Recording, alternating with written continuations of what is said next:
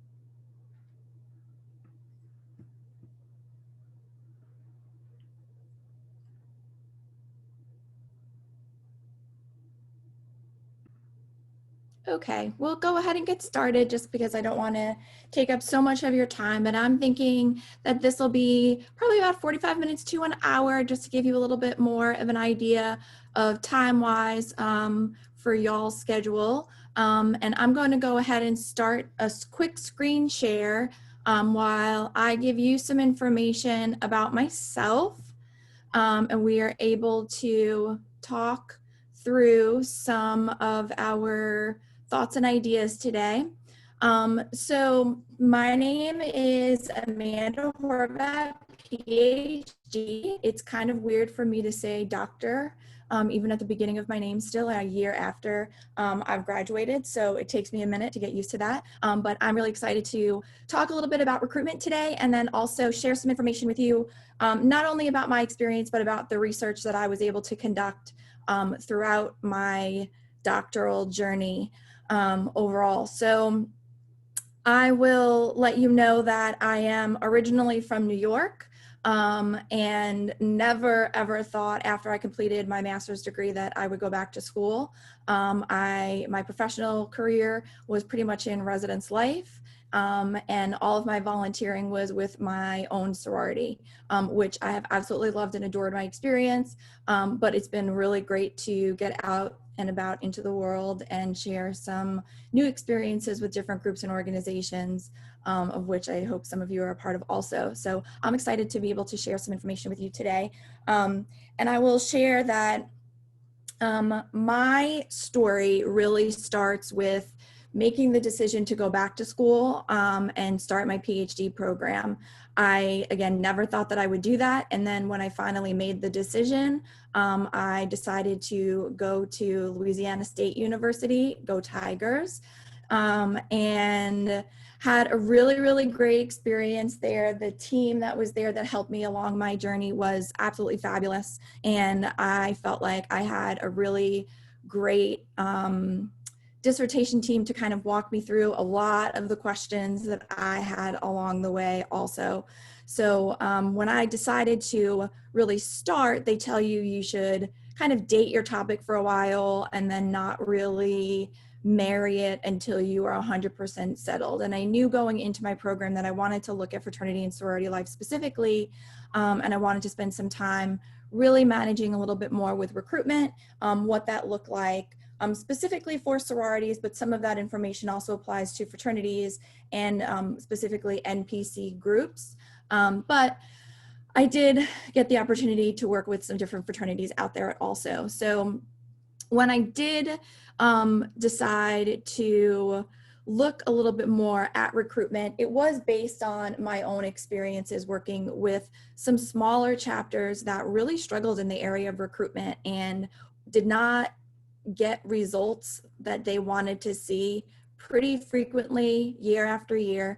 And I felt like they would walk away really disappointed and depressed and hurt and anxious and all of these really negative emotions that didn't really do them any good, as they would have to continue to recruit through a formal process or an informal process to try to get to that quota number.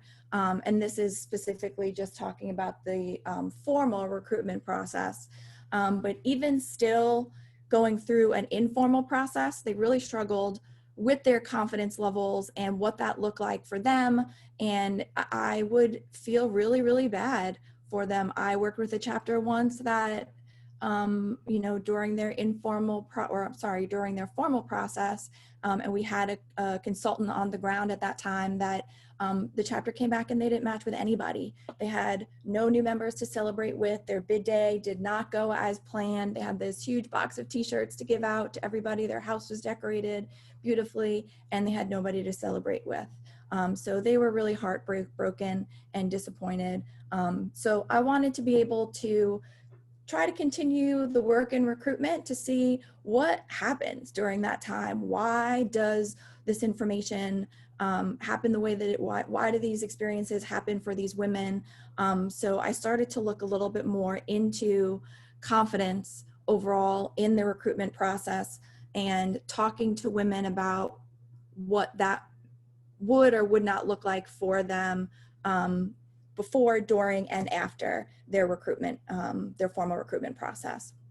So what I do want to get a little bit more information on is to get a quick poll from all of y'all, just based on some of your own experiences. So I'm going to stop screen sharing here for a minute and poll y'all to get some more information to see where everybody is at. If you could take a quick second to do that, and then I'll share that information with all of you also, just so we can make sure that we have some of that information. If you want to take a quick second to look through all of that, that would be great.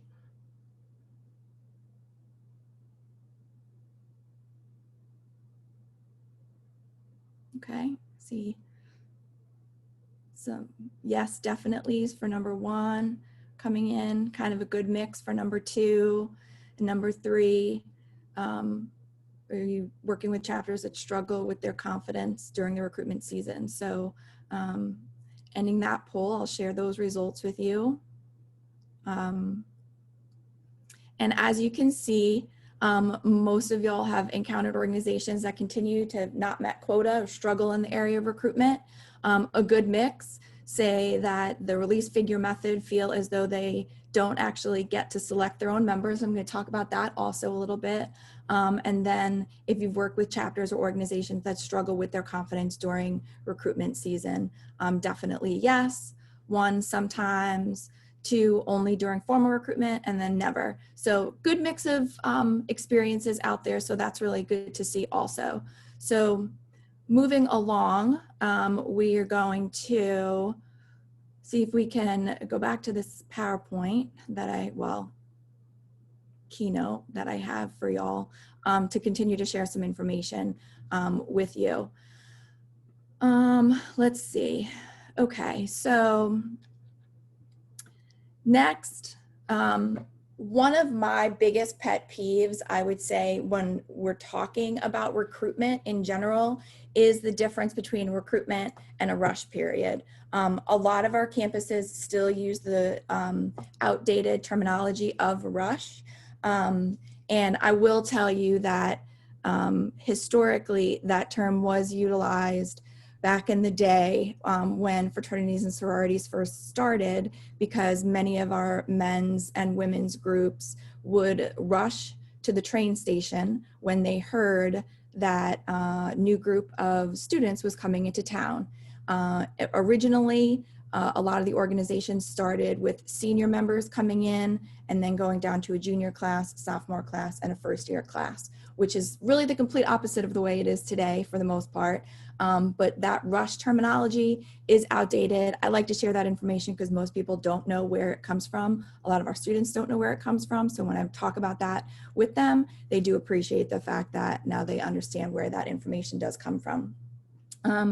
And when we talk about recruitment, really the idea of recruitment started even before NPC or the original NPC organization, the Inter Sorority Council, started.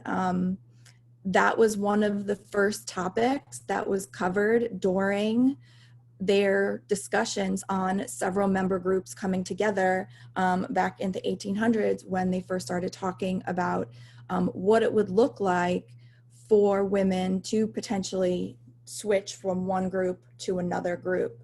And they didn't want that. They did not want different groups to come along and say, hey, I don't want you to be part of this group anymore. We want you to come and be a member of this group. So the idea of recruitment really does go back a pretty long way in the NPC world, and has slowly become what it is today. And in 2003, actually, the release figure method did come about, and it started on 10 of our campuses now, and it's slowly expanded to be what it is today in 2020, which is well over 500 campuses across the United States, if not more than that. And we use the release figure method really to make sure that it's promoting parity amongst all of the groups, and that the potential new members do have the opportunity to become affiliated with a group that is going to make sure that they are getting that bid, that invitation to membership. So it gives you a little bit of a history on recruitment and how it did come about. But I did want to take a few minutes also. I'm gonna, again, stop my screen share and see if there is anybody that wants to potentially share some of their experiences with recruitment and what they may have come up against, good, bad, or the other. If you want to just unmute yourself and share some of that information, please feel free to do so. I think everybody has the ability to do that. If you don't, certainly feel free to use the chat also as another way to get some information out there. But I'd love to hear just a few stories from all of you. It looks like you can't put on your microphone, so let's see.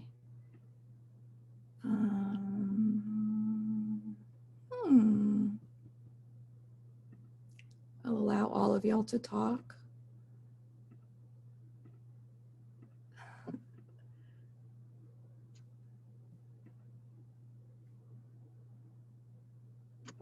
So feel free to share some of your experiences with us, just about some of the things that I've mentioned already, if you've had those experiences, or if you're looking for specific information that we can potentially continue some conversations about before we get into some of the efficacy information that I also wanted to share today. So the floor is yours.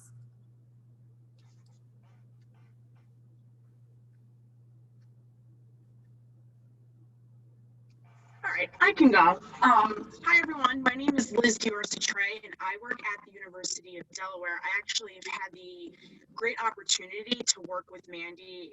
She was my supervisor, actually, while I was a leadership consultant, and that is when I really got my first big taste of sorority formal recruitment. In that role for about 3 years, and then I was previously working at Adelphi University on Long Island last year. And in both of those cases, as an FSA and then as a consultant, I really just noticed even stronger chapters that recruit well, but then chapters that like numbers wise that don't recruit well, really struggling with their confidence and how stressed out they were to make the room perfect, that their shirts were perfect, that their hair and makeup was perfect, and it would burn. I just saw that those weekends burnt these students out, and not only them, the volunteers that are involved, the staff on campus, and then the consultants or headquarters staff. So those were some of my takeaways while I was working with sorority recruitment. Now I work with IFC chapters, and their recruitment is definitely a lot different and nowhere near as stressful as Penhaligon's sorority recruitment. Thanks, Liz. And I think it's been a pretty interesting time too, being in person as opposed to being virtual this year. And I will say that from what we know right now, and this is just based on my own experience of what I've seen working with a few different groups, our numbers, which I think most people thought were going to go down because of our world being virtual in the recruitment scheme of life, have actually either stayed the same, if not increased overall. I think we were more hesitant, but I think a lot more women are looking for those organic conversations rather than the show that Liz was talking about also. So anybody else like to share some of their experiences?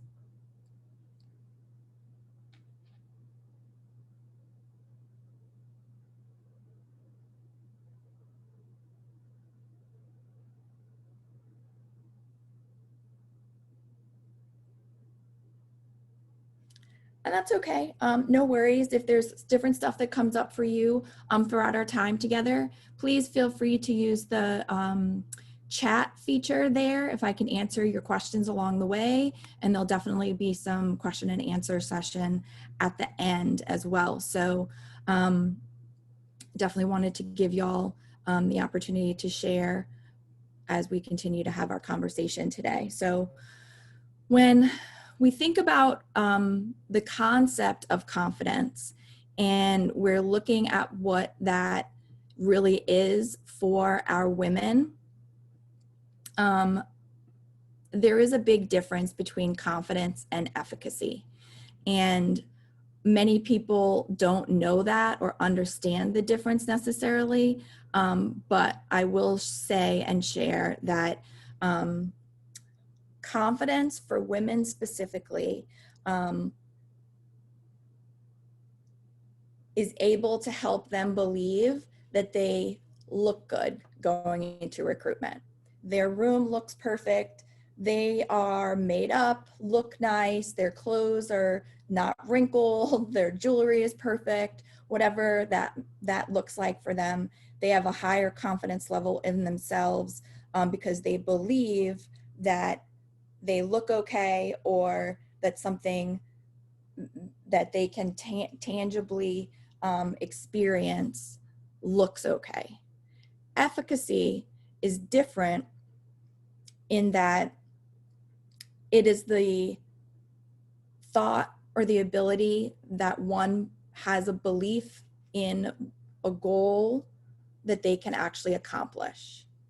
So looking at recruitment specifically during a formal process, when we're talking about a formal process, recruitment currently for many groups out there that participate in formal recruitment, their goal during recruitment is to reach quota, regardless of how they have to do it or what that looks like.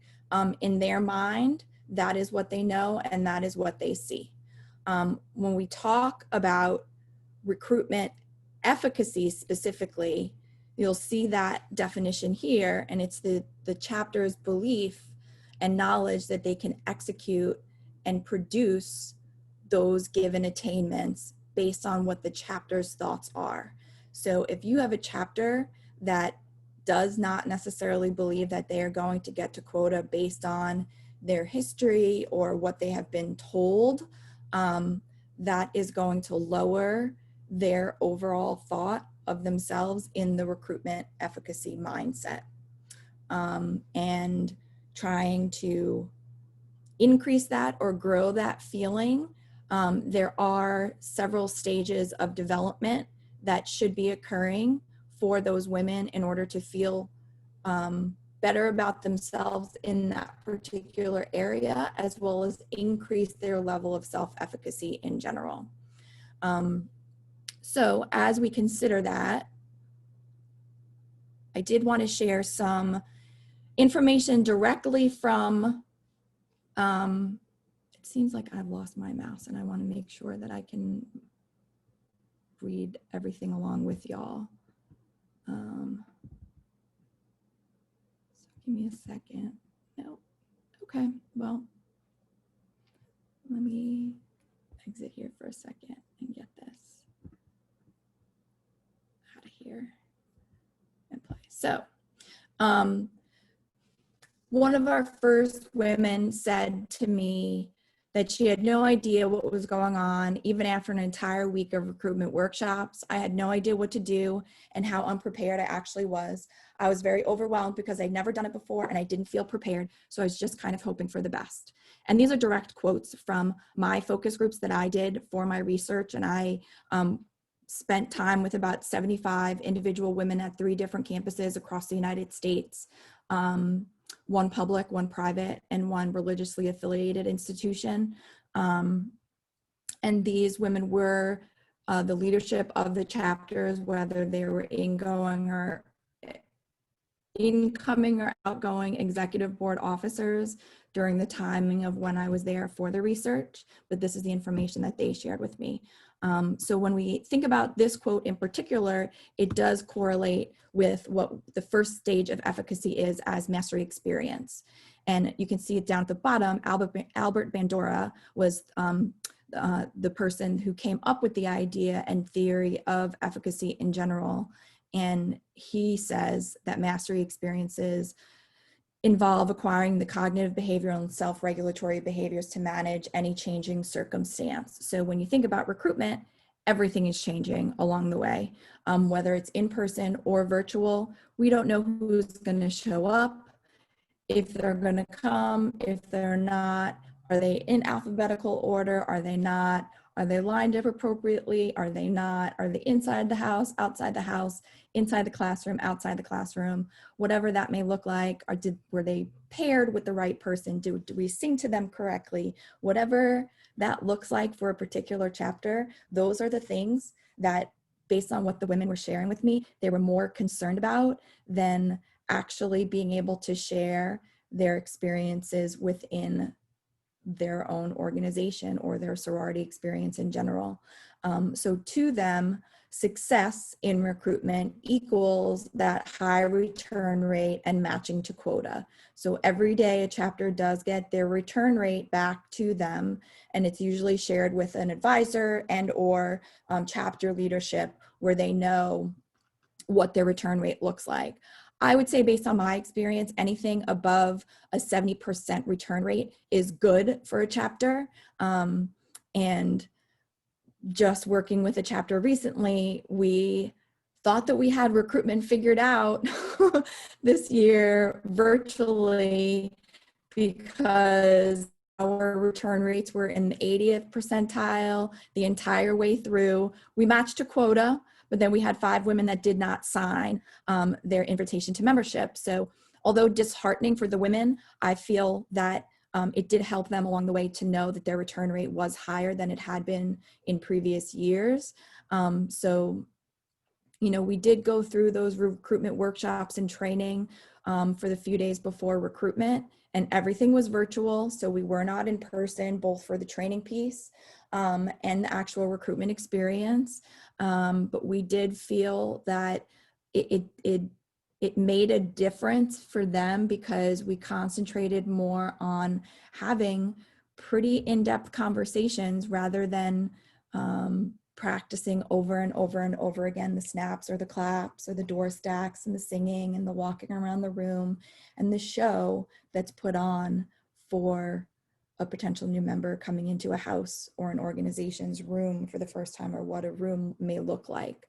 Even though NPC has shared for years now that values-based recruitment is supposed to be no frills, I think many of us have had the experience where we have seen the opposite of that. So we know that that is still actually occurring. And the preparedness factor that we have seen with our women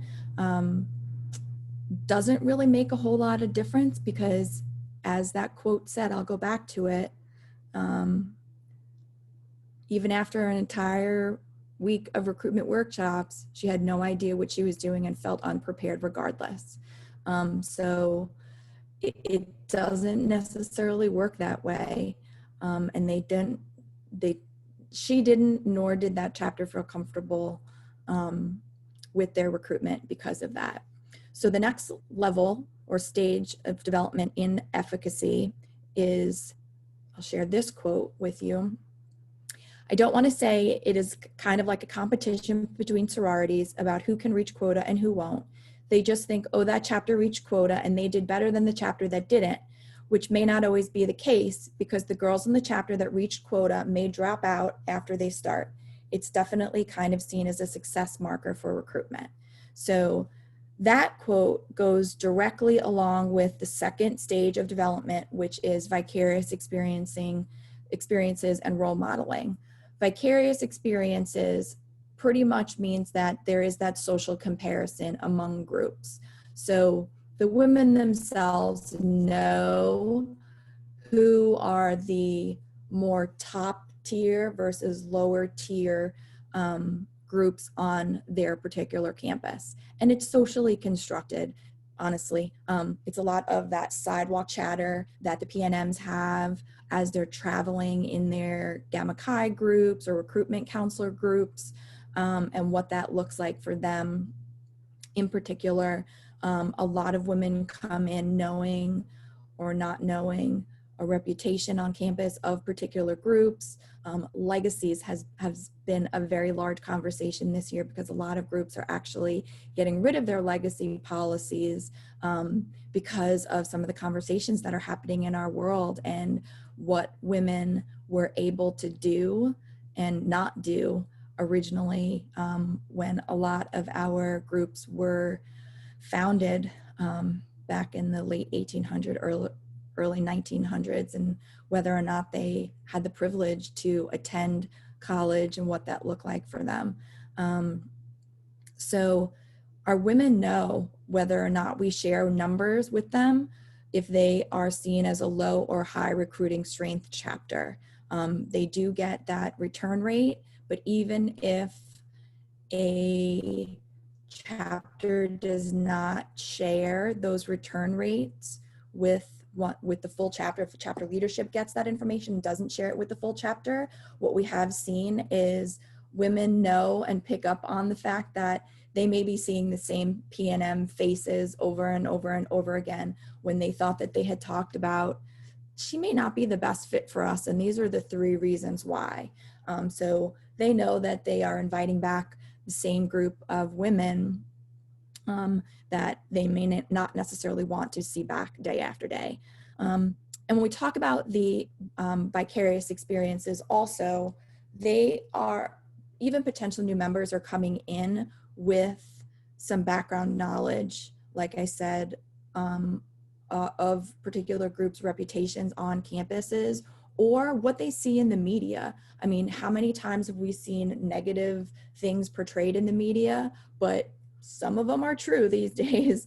A lot are. So in order to try to combat that, we do try to make sure that we are getting better information out there with all the good work that our fraternities and sororities are doing in the world today.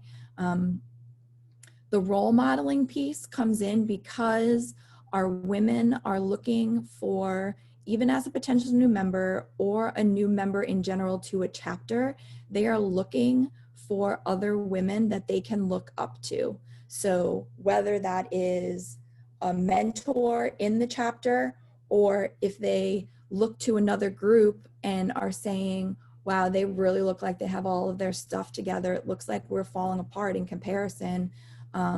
They are looking around at their environments to see what works, what doesn't work, who are the people that are around consistently, if they have chapter events, who is continuing to show up, who is at every event, who utilizes study hours and has great academic performance, who is involved in intramurals, who is the leadership of the chapter, who steps up when they need somebody to step up. Those are all of the things that potential new members and new members in general are seeking within their experiences.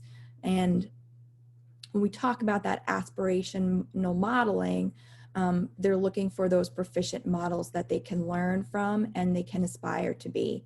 And our job as alumni volunteers or fraternity and sorority advisors is to probably have some more conversations with our groups about developing some more I would like to get away from the terminology of a big sister, little sister program. And I think that is going to be a cultural shift that takes a lot of time. But I do believe that if we go more towards a role modeling or mentoring type of terminology, we can shift that thought process a little bit more, where a lot of chapters these days stress the idea of gifts and presents and what that looks like.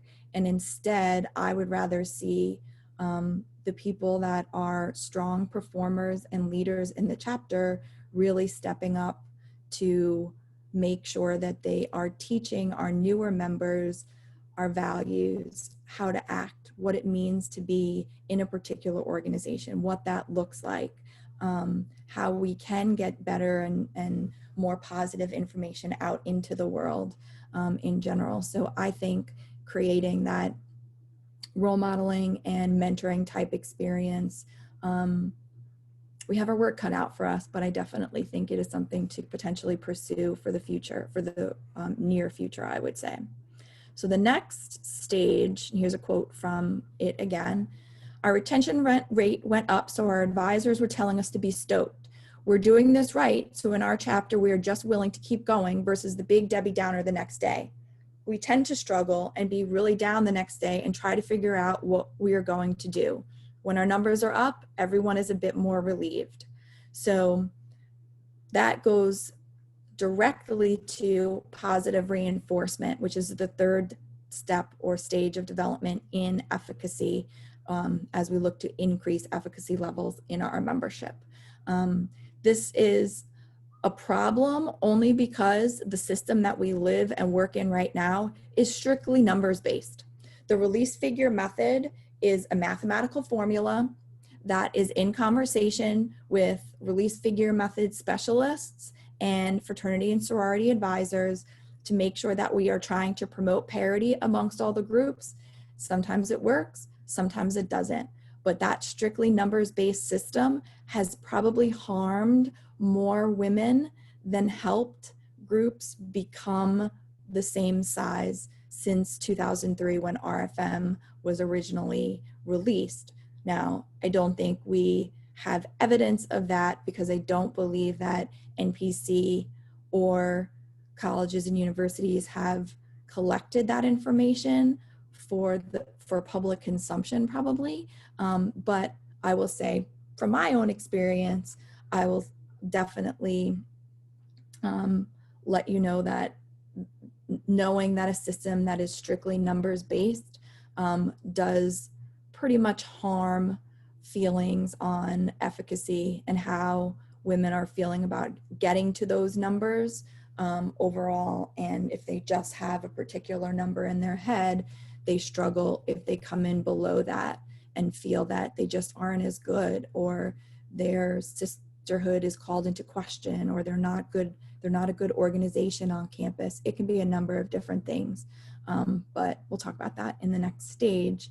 But to finish up this positive reinforcement piece, it is really stressing the importance of encouragement and support. So our advisors, our national support, and campus administration can and are a very big piece of this overall. And we want to make sure that we are giving that to them throughout the recruitment process, before, during, and after. Beforehand, we know that they are trying their best to prepare, to know how to have those conversations, and to be the best that they can be out there in their room or in their house as potential new members are coming in. And then, when we get that return rate back, if it doesn't look the best, we still have an obligation to talk up what the things are that they are doing well. If we're seeing that people are having really good conversations and they're really engaged in that organic conversation with one another, with potential new members, that's all really important to share with them so they know, and we are able to give them a pretty concrete example of the things that they are doing well in order for them to know and feel maybe just a little bit better about their experience overall. And I think that's everybody's job. local area alumni, national support, campus administration, and even members of the organization. Executive board leadership can do the same thing. It doesn't have to be executive board leadership. It can just be general membership. Also just saying, you did a really great job doing that and putting that together. Keep doing that, or keep up the great work. So I really think that all of that is very important. And you'll see, again, that Bandura says that people who are persuaded verbally that they possess the capabilities to master the given tasks and are likely to mobilize great effort to sustain that rather than harboring self-doubts and dwelling on personal deficiencies when difficulties arise. Specifically when a harder conversation with a potential new member may happen, because we can never really plan for that. We can talk about it, but we don't know when that may come up for a woman. So we want to make sure that she's prepared minimally to continue going and not feel like she's completely inadequate in having those conversations with potential new members. So the final stage of development is the psychological and physiological affect. But I'll share two quotes actually with you for this one, because I think it's important to see both sides of the coin on this one based on what some women shared throughout my interview process with them. So genuinely, I left recruitment feeling like crap. We shouldn't even be on this campus because we're not hitting these numbers that everyone else is and everyone else wants us to be.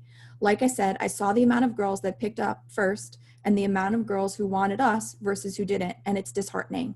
If everyone gave all of the chapters a chance, then yeah, you might want this one house, but if you just came in and put a smile on in another house, you never know what can happen. So it definitely leaves your self-confidence in the trash can. Super hard to hear. During a lot of my interviews, when I was meeting with some of the lower recruiting strength chapters, they did share how much it hurts when they know that they're not doing well, and how it negatively affects them overall. And you might have seen one of the advertisements I did put on Facebook was another quote from a woman who did share that it pretty much is an awful feeling to know that you being released in the system, that they don't want you. That's their way of telling you that they don't want you, and that for a lot of women, helps them see and develop their own concept of self-worth, which is not what the sorority experience should be like. That's not what we were founded for originally. And our ideals as an organization get called into question when we think about it that way. And that was a lot of the conversation I had with women who felt this way when I did get the opportunity to chat with them. The next quote, on the opposite end of things, says, it almost feels like we're forced to release women just because our return rate is higher. But I feel like we should be able to keep certain girls if we like them and they want us. Otherwise, you have girls that end up going to a house where they were at the bottom of their bid list and they end up being unhappy there. If it's a truly mutual selection, let us play that out instead of just telling us how many women we can invite back after each round. So this quote actually comes from a higher recruiting strength chapter that does have a higher release number, but really was concerned about the fact that they felt like they needed to release all of these women when they didn't want to. They wanted the opportunity to keep women that they wanted to potentially pursue as members and were not given the opportunity to do so because they were forced to release them because of their overall retention rate and what they've done over the past few years. So both sides of the coin there, high recruiting strength chapter and a lower recruiting strength chapter, does fall into that psychological and physiological effect on women. So what we have seen is the stress and anxiety related to formal recruitment is horrendous. Again, before, during, and after, you have a chapter or a team of people that are looking to get recruitment together and formulate this plan and train the chapter, hosting those workshops to make sure that they're prepared. And yet they're still walking away feeling like they're not ready, whether it's their first time as a collegiate member going through the process or not. The stress and anxiety that comes off of that is not something that has been experienced in a positive light at all. They often stress the recruitment routines, quote unquote, for the chapter. And I'm talking about the snapping and the clapping and the singing that happens. And I will be very honest, and being originally from the Northeast and moving to the South was a very big change for me personally, and seeing what a difference it was in a recruitment setting and what that looked like for groups on the opposite ends of the country, honestly. It's very different in the South. It took me a while to get used to it. And you know, now I can get into it and like dance and sing along with them because I think it's funny, but they get super serious about making sure that everything is perfect and that everybody is clapping at the same time or snapping at the same time. And they'll continue to just go through routine after routine after routine 20, 30, 40 times a day until it's perfect. They literally call their recruitment workshops perfection practices, because they do know that they need to just get it right. I had women tell me that they were concerned about messing up because they didn't want to mess it up for the seniors because it was their last time going through recruitment and they didn't want to be the cause of a mistake happening because they felt like the seniors' experience in their last recruitment would be ruined by that point. I shared the defining one's worth quote already, and that matching to quota often leads to stress and anxiety, which can lead to a deeper sense of whether it's anxiety or depression. We've seen lots of mental health issues occur throughout the recruitment process, probably more recently than in the past, just because the way that things happen on campuses. I had one woman share with me that as the recruitment chair, her organization did not match to quota. And it wasn't by a lot, maybe like 6 or 7, but she was devastated. And the chapter really tried to make sure that they were telling her again and again what a great job they did. They were so excited for the new members that they got, and they were, you know, going to continue to recruit for the other women. But she said that she just was depressed and laid in her bed for 2 weeks, didn't go to class, missed everything with school, didn't really talk to people from the chapter, didn't go to chapter events because she felt like she failed. She felt like she failed the chapter because what she had planned and facilitated didn't work to get them to that number, to get them to quota. And it devastated her for a pretty long time. And she said that recruitment was probably the worst experience of her life. She would not encourage anybody to go through recruitment or become recruitment chair or a vice president of recruitment that's responsible for planning recruitment for a chapter because of the negative experience that she felt that she had overall. So the last part that I wanted to share with you is just the last part of efficacy as a collective measure. So this is one quote final quote that I'll share, and it states, and I think a problem, or this is just me being a future thinker or thinking about things too much. It's like you want more people, but you don't want to bring them in for just more bodies. You actually want to be bringing people in who represent your values, and that can be kind of hard. I imagine it can be stressful for you guys wanting to get more people, but not wanting to get people that don't represent us. So again, for the chapters, they're basically telling us that they feel like and they know that it's a numbers game. And bringing in more bodies doesn't necessarily help them because usually those women are the ones that tend to de-pledge or get initiated and then fall off the face of the earth for that particular chapter. So the last piece of efficacy is a collective efficacy piece. And that is for the full chapter to be aware of what their goals are and what they're looking for within that recruitment process. So if they have a knowledge of a goal, you know, if quota is 25, but they know in their mind, like they'll be okay with 20 and are keeping that in the back of their mind, that's okay. And that they can all agree to that as a collective body and know that they can get to that number, that's better. And if they get to that number throughout a formal recruitment process, that will help to increase their level of efficacy, their self-efficacy, as well as their collective efficacy. But that numbers-based goal versus the values-based goal is usually what hurts them in this area, because they are questioning whether it's a numbers-based system or a quality versus quantity, really is the way that they put it to me.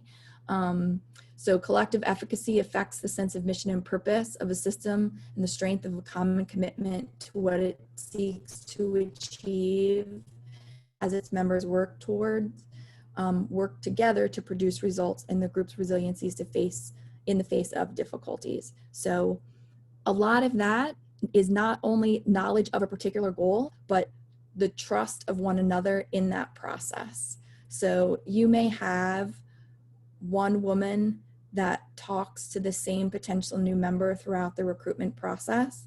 But if the rest of the chapter feels not great about that collegian member and what she has to offer the chapter or has put forward in the chapter, or she's a member that is not around but all of a sudden showed up for recruitment, and the chapter may feel negatively towards that one woman, and that's not the goal here, clearly, but if that does occur, then that trust factor is gone. They're not necessarily going to believe what she has to say about this potential new member, and they're not all going to be on the same page and have that collective thought process about what their goal is overall to get to. So moving forward, I know probably have about 15 minutes or so left. I did want to open everything up for questions. So I'm going to stop my screen share and see if we have any questions out there.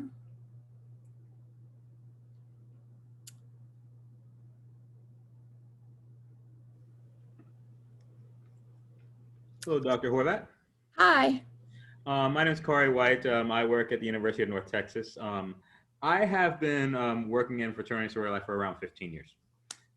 And my question to you is, in your studies, did you go ahead and do anything with vicarious experience and alumni of the organization? Where I'm coming from with that is that, like, I have been in the experience where, say that there's an alumni member who may come in with recruitment that is from the South. I became a member of Alpha Phi Alpha in Alabama, so I understand.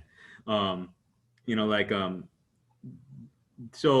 then all of a sudden they go to a smaller school and expect the same thing coming out of, or the same actions to come out of the smaller, or how the organization works at the other school. I'm just wondering if your studies did anything with that.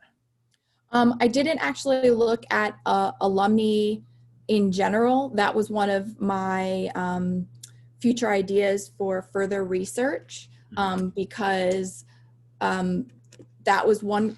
Alumni and recruitment counselors were two groups of people that I would go back and also have focus groups with to get some more of that information. So my research specifically did not cover that, but that is definitely an area to look at in the future. Thank you. Sure. I know Amanda says that she is just here to, she's loved her collegiate experience and wanting to pursue a career within the sorority community. So she's just networking and volunteering. So welcome, Amanda. Thanks for joining us. And then Tasha said, since chapter numbers have increased so immensely since the introduction of RFM, you don't believe this is a marker of success for the use of the statistical method? Yes and no. I know that it does indicate an increase in numbers overall, which looks successful, but there has been no study done actually on the retention of those members. NPC only puts out the number of women that are given invitations to membership every year. They do not talk about nor follow women as they go throughout their membership experience, if that helps your question, or if it answers your question, Tasha.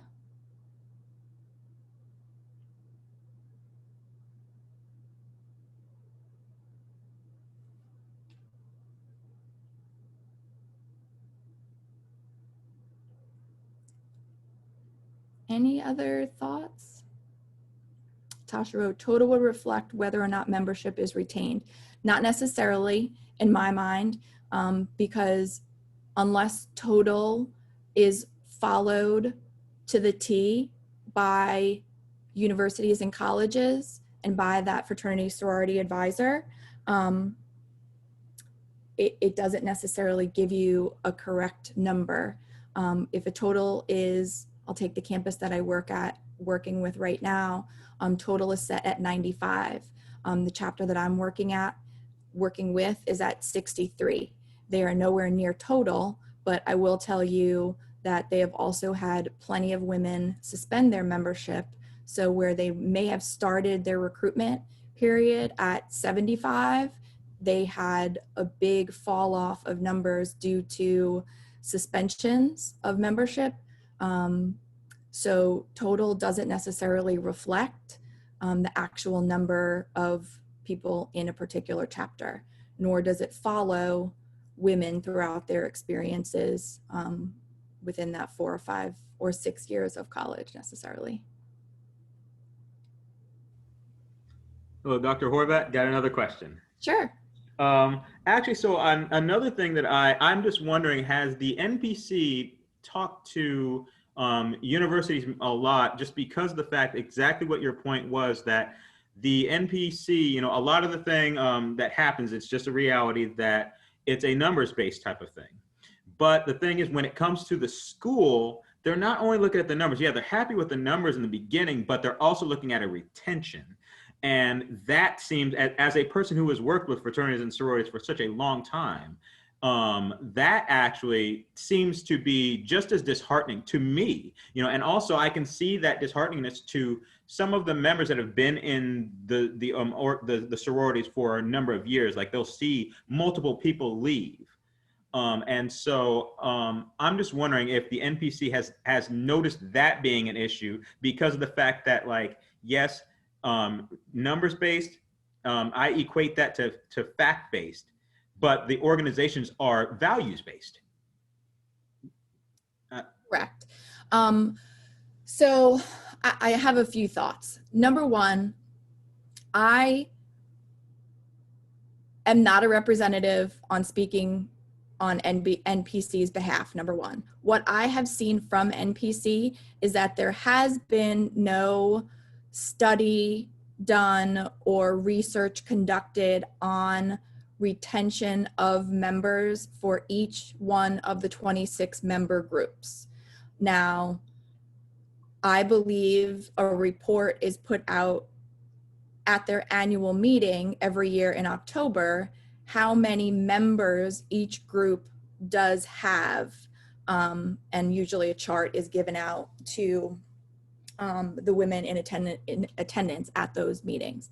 But I don't know what every group's retention would look like regardless, because I think everybody, all organizations, we don't have a consistent method of statuses either within a chapter context. From my own organization, you have a new member, collegian, special status, early alum status, graduation. So that may look very different for another organization.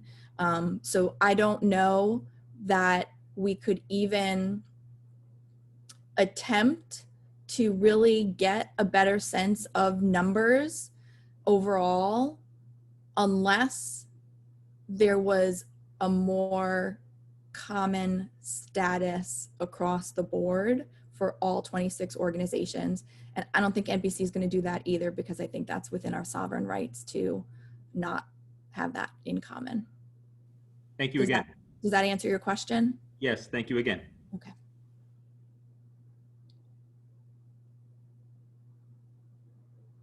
Any other questions or thoughts out there?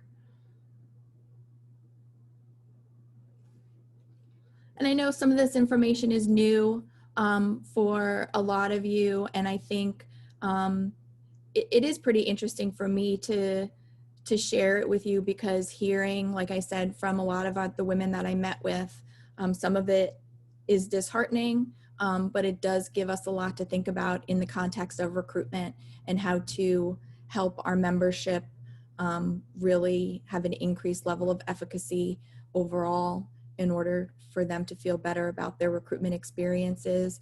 And really the sorority experience does start with recruitment. And if we are doing, in my opinion is, if we are doing things the right way and making sure that women coming into their experiences know that we are values-based organizations and we do stand for the values that we put out there in our creed and what we say that we are standing for as organizations, I think we can definitely be doing a better job of all of that. I would definitely love to be able to look at retention of membership also, but I think that's a much larger study that would have to be undertaken by a larger group of people. And even my study in general, I wanted it to be bigger, and my dissertation committee was like, let's narrow that down a little bit, only because I was thinking a much larger scale than I even thought about originally. So I was happy with my results, but I think we still have our work to do, and what that looks like, and making sure that we can teach our women a little bit more about how to grow their own self and collective efficacy is going to be really important moving forward. So like I said, this webinar is one of several, I hope, coming up. What I would like to be doing moving forward is having a webinar available for anybody who would like to join us pretty much every 2 weeks or so. And all of that information is going to be posted on my Facebook page. So you can certainly like and follow my Dr. Amanda Horvat Facebook page. I also have my website that has information on each one of the stages, as well as some blogs that I've written. I will be trying to post this webinar, which was recorded, so I want to make sure that we get that information out to everybody as well. And we can go from there. If you have any thoughts and questions moving forward, please feel free to reach out to me. My email address is either on my Facebook page or on my website. My website is www.ajhphd.com. And like I said, I'm on Facebook at Dr. Amanda Horvat. Thank y'all so much for joining. I'm really excited that we had such a great group of people come together to share some of our thoughts, and I am going to go ahead and stop recording. And then if you'd like to join us for a future webinar or share some more thoughts online, that would be great. I'm welcome to answer any more of your questions, and I hope you guys have a great rest of your day. Happy Wednesday. Thanks, everybody.